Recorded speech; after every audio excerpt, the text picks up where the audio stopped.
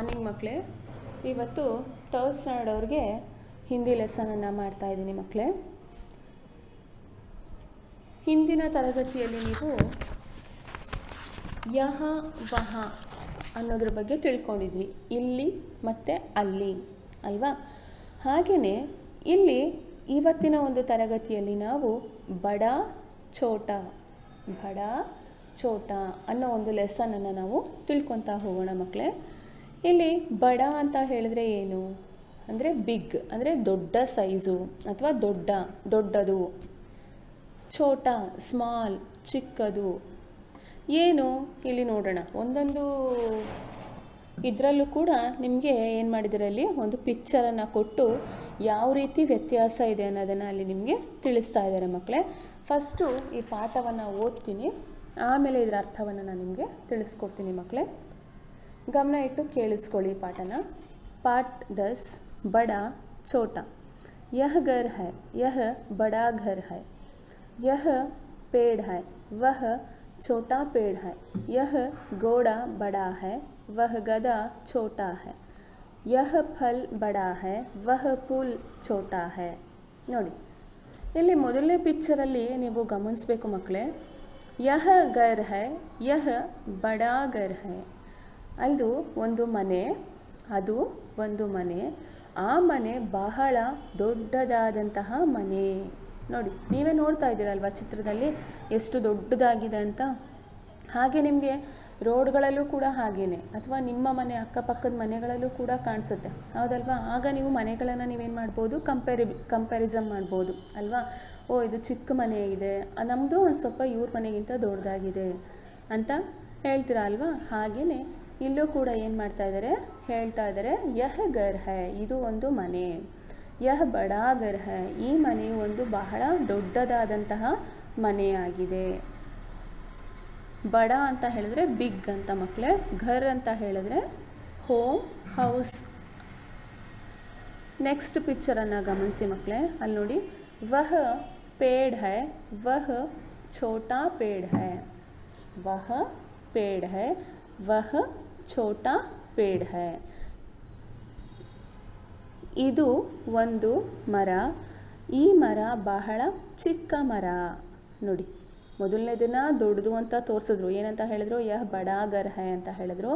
ಎರಡನೇ ಪಿಕ್ಚರನ್ನು ವಹ ಛೋಟಾ ಪೇಡ್ ಹೈ, ಇದು ಒಂದು ಚಿಕ್ಕದಾದಂತಹ ಮರ ಅಂತ ಹೋಲಿಕೆಯನ್ನು ಮಾಡಿದ್ದಾರೆ. ಮನೆಗೆ ಆ ಮರವನ್ನು ಹೋಲಿಕೆ ಮಾಡಿದ್ದಾರೆ. ಹೋಲಿಕೆ ಮಾಡಿದಾಗ ಆ ಮರ ಏನಾಗಿದೆ, ಬಹಳ ಚಿಕ್ಕದಾಗಿದೆ. ವಹ ಪೇಡ್ ಹೈ, ಇದು ಒಂದು ಮರ. ಪೇಡ್ ಅಂತ ಹೇಳಿದ್ರೆ ಟ್ರೀ ಅಂತ ಮಕ್ಕಳೇ. ವಹ ಛೋಟಾ ಪೇಡ್ ಹೈ, ಇದು ಬಹಳ ಚಿಕ್ಕದಾದಂತಹ ಒಂದು ಮರ. ಯಹ ಘೋಡಾ ಬಡಾ ಹೈ, ವಹ ಗಧಾ ಛೋಟಾ ಹೈ. ಯಹ ಘೋಡಾ ಬಡಾ ಹೈ, ವಹ ಗಧಾ ಛೋಟಾ ಹೈ. ಇಲ್ಲಿ ಈ ಚಿತ್ರದಲ್ಲಿ ನೀವು ಎರಡು ಪಿಕ್ಚರ್ಗಳನ್ನು ಗಮನಿಸಬೇಕು ಮಕ್ಕಳೇ. ಅಲ್ಲಿ ನೋಡಿ, ಮೊದಲನೇ ಒಂದು ಚಿತ್ರದಲ್ಲಿ ಏನು ಮಾಡಿದ್ದಾರೆ, ಒಂದು ಹಾರ್ಸ್, ಘೋಡ ಅಂತ ಹೇಳಿದ್ರೆ ಹಾರ್ಸ್ ಅಂತ, ಕುದುರೆ ಚಿತ್ರವನ್ನು ಕೊಟ್ಟಿದ್ದಾರೆ. ಮತ್ತೊಂದು ಚಿತ್ರ ಬಂದು ಗದ ಅಂತ ಹೇಳಿದ್ರೆ ಡಾಂಕಿ ಅಂದರೆ ಕತ್ತೆ, ಹೆಸರು ಕತ್ತೆ, ಆ ಚಿತ್ರವನ್ನು ಕೊಟ್ಟಿದ್ದಾರೆ ಮಕ್ಕಳೇ. ಇಲ್ಲಿ ಹೇಳ್ತಾ ಇದ್ದಾರೆ ಯಹ ಘೋಡಾ ಬಡಾ ಹೈ ಅಲ್ವಾ. ಈ ಘೋಡಾ ಅಂದರೆ ಕುದುರೆ ಮತ್ತು ಹೇಸರಗತ್ತೆ ಎರಡನ್ನ ಕಂಪ್ಯಾರಿಸಮ್ ಮಾಡಿದಾಗ ಕುದುರೆ ಬಹಳ ದೊಡ್ಡದಾದಂತಹ ಪ್ರಾಣಿಯಾಗಿದೆ, ಹೇಸರಗತ್ತೆ ಬಹಳ ಚಿಕ್ಕದಾಗಿದೆ, ಹೌದಲ್ವಾ. ಅದನ್ನೇ ಹೇಳ್ತಾ ಇದ್ದಾರೆ ಇಲ್ಲಿ, ಯಹ ಘೋಡಾ ಬಡಾ ಹೈ, ವಹ ಗಧಾ ಛೋಟಾ ಹೈ. ಈ ಒಂದು ಕುದುರೆ ಬಹಳ ದೊಡ್ಡದಾಗಿದೆ, ಹಾಗೆ ಇಲ್ಲಿರುವಂತಹ ಒಂದು ಡಾಂಕಿ ಅಂದರೆ ಹೇಸರಗತ್ತೆ ಬಹಳ ಚಿಕ್ಕದಾಗಿದೆ.